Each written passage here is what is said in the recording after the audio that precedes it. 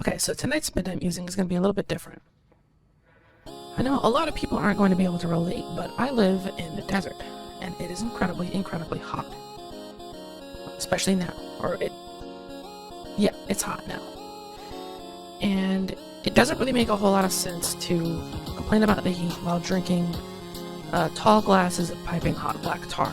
So, I've come up with a way to alleviate the situation. So when you make a pot of coffee, you drink that coffee. You're usually making too much, and there's usually a lot left over. Now, I'm not about to tell you to reheat the coffee, because that is like a cardinal sin against all of things beverage.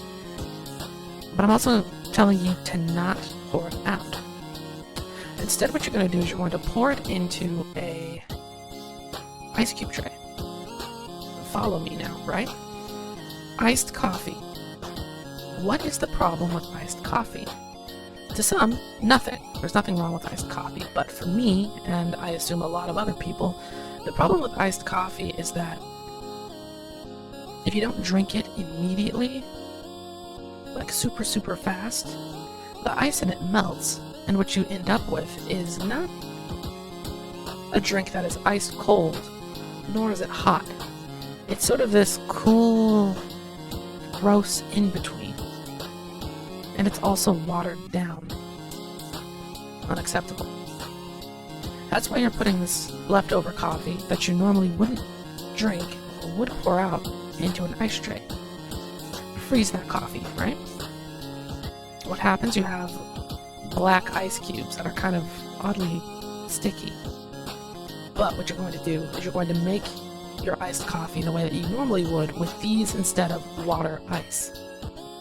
Now, what difference is this going to make? Well, you see, when your drink starts to warm up and the ice melts inevitably, instead of getting left with this watery abomination that you're also going to pour out, instead what you're going to get is you're going to get a stronger beverage. You can either add more ice to it or drink it as is, and it'll be way, way, way less disgusting than if you had a cup that's half water and half coffee. There you go. That's all I have to say about that.